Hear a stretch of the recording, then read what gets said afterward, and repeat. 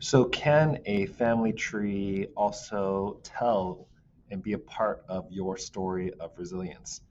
One thing I really value about my wife's family is very frequently they'll gather together. And when they all gather together, they'll have a little update time, an update where they share some good things that have been happening, and it's a time to be proud of each other, and also a time where they could also share some of the challenges and struggles and lift each other up as well with encouragement. So that's the beautiful thing about family, even though there's no family that's perfect, of course. And so this past time that we met, the Song family, they had a chance to actually create this family tree. So you can see the tree that's there, and it's the maybe the third generation that had a chance to create this. And so you could see the different generations, like the generation in Korea and the generation that was born in Korea and migrated, the first generation to the United States.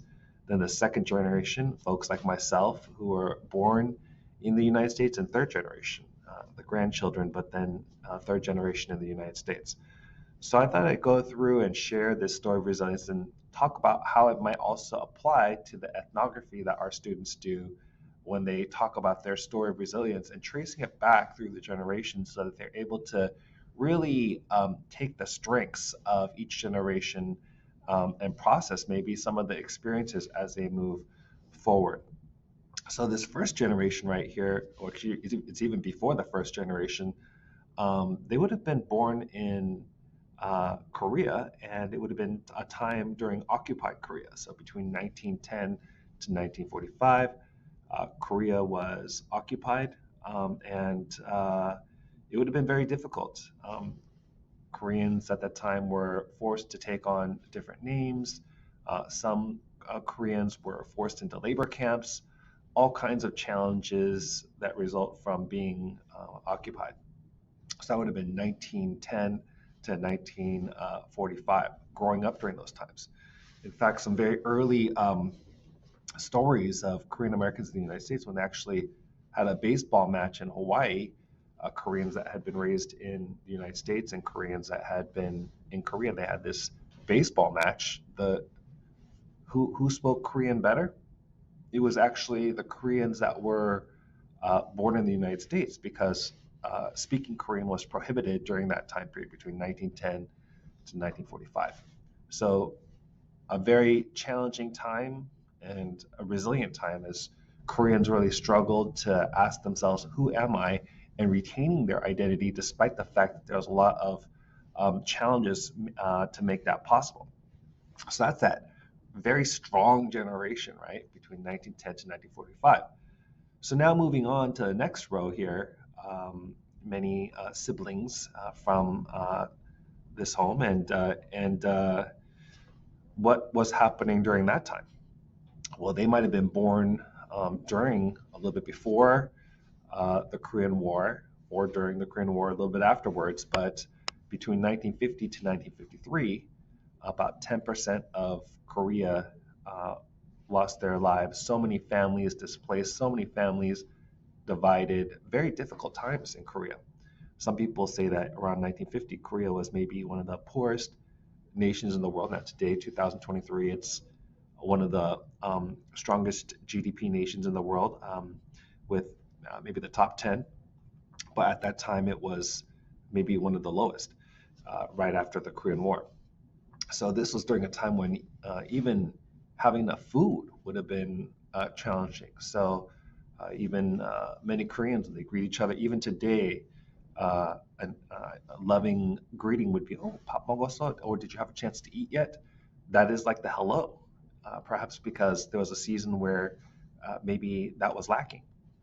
So that's that generation of resilience who rebuilt Korea and also survived through all that. Um, Sometimes I refer to this as a triple trauma, the trauma of being a colonized nation, the trauma of the Korean War, and then the trauma of migrating to the United States as well, and how there hasn't been an opportunity sometimes to process and dialogue on these things, but yet there's this overcoming at the same time. So this resilience comes, yes, from the blessings, but also from overcoming the challenges and processing through some of the challenges as well. Now we look at this next row here, and this is actually us. So I'm in this grouping as well as my wife. This group would be those that were born in Korea and came here as children. Sometimes this group is called like a 1.5 generation. Like, they kind of have a lot of those Korean roots and values, but at the same time born in the United States, sometimes like 1.75. And then um, and then myself, born in the United States, that would be like the second generation, 2.0. So many of us as well in the United States. And then once again, the migration story is oftentimes one that is not easy, especially with the cultural and language barriers, but yet overcoming and surviving and thriving to really give that second generation an opportunity. And so, many of the second generation, although, growing up, there were definitely some differences between the first and second generation. Um, a lot of opportunities as well that maybe the first generation did not have because of the significant language barrier that existed for that first generation. So once again, that resilience, story of resilience, and opportunity being passed to that second generation as well. And then now we have the third generation here, third generation. Now, many of the second generation, not all, but many, especially very early in the 1970s and 80s, there was a kind of a culture of assimilation where you just kind of want to become as, American as possible. And so there was some language loss, some cultural loss for some.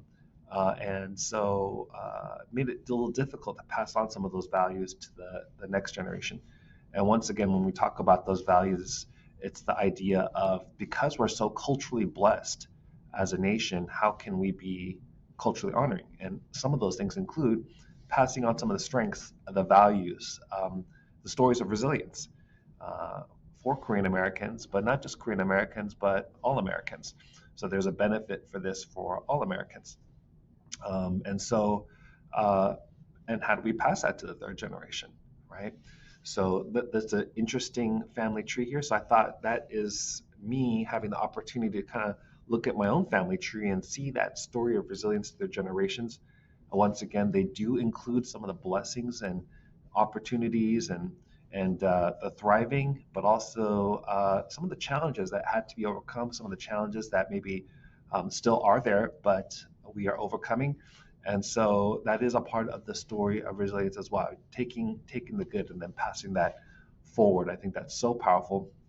And I know as I do this activity, I was sharing this at a workshop one time, and I had a educator share with me, well, what about if there were some challenges in the family, maybe even some very, very painful moments? So when I give this assignment to my students, I call it like maybe a family friend tree.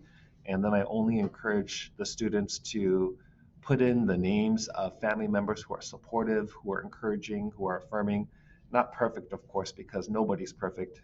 As parents or as grandparents or whatever, we all have made mistakes and have areas to improve.